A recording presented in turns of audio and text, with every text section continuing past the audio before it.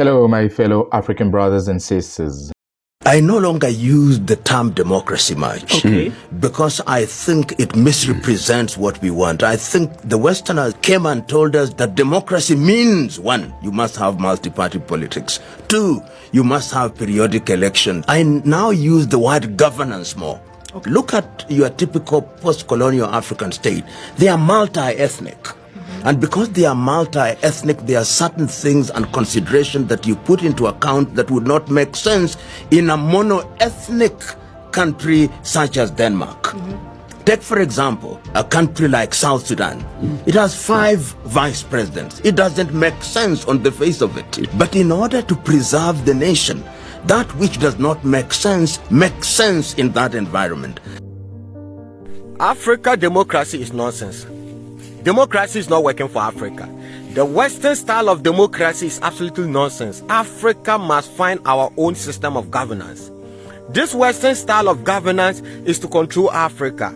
The Western form of democracy is to control our leaders, right?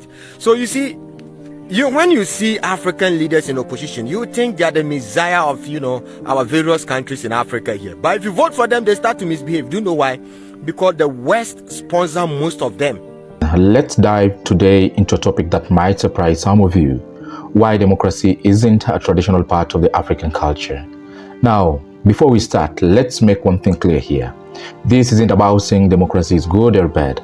It is about understanding how African societies were organized before colonialism and why democracy as we know it today wasn't part of the picture. So let's break it down in simple terms. First, what is democracy? In simple words, we actually say that democracy is as simple as a system where people vote to choose their leaders or make decisions. It's about majority rule. Whatever most people want, that's what happens. Think of it like a classroom voting for a class president. The president wins the most votes. But here is the thing, my fellow Africans. Democracy as we know it comes from Asian Greens and was later shaped by Europeans and American ideas. It is not something that was invented in Africa. That doesn't mean African society didn't have their own ways of making decisions. They did. It just looked very different. Now, before colonialism, African society had their own systems of leadership and decision making. Now, these systems were based on things like family ties, age, and community relationship. Now, let's look at some of the scenarios here. Now, in many African communities, elders or chiefs were the leaders, but they didn't just decide on their own. They actually listened to the people, especially the elders, and made decisions that were best for the whole community. It wasn't about voting. It was all about consensus, finding a solution where everyone could agree on. Now, another scenario is that African society, they were very communal. This means that people lived and worked together as a community. Decisions were made for the good of the group, not just for one person. It wasn't about me, it was about we. Some of the society had councils also, made up of representatives from different families or clans. These councils would discuss issues and make decisions together. Again, it wasn't about majority rule, but about finding common ground. So why wasn't democracy be part of an African culture? Well, it is because African society had their own ways of doing things that works for them. Democracy as we know it is just a way of organizing society. It is not the only way. Now let's see some few reasons as why democracy wasn't traditionally African. In an African society, actually, we value the community and consensus over individual votes. The goal was to keep community together, not to have winners or losers. Leaders were often chosen based on age, wisdom, or even family ties, not by voting. People trusted their elders and chiefs to make good decisions. Many African societies were smaller and close-knit.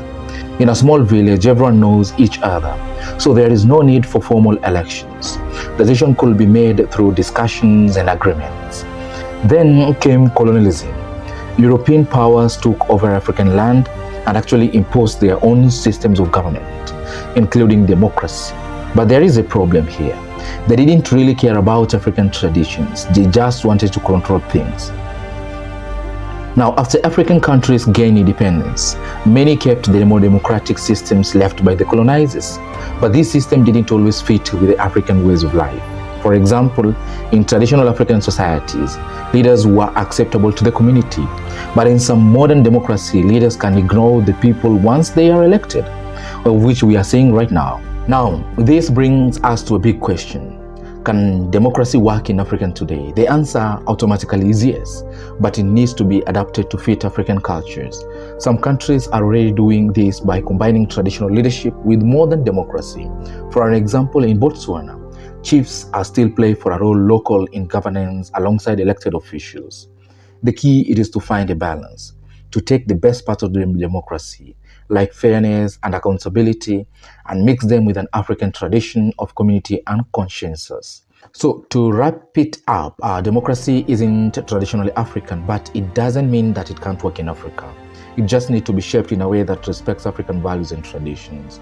The beauty of Africa is its diversity, and that means there is no one-size-fits-all solution, whether it is through consensus, council, or election. The goal is the same: to create a society where everyone has a voice.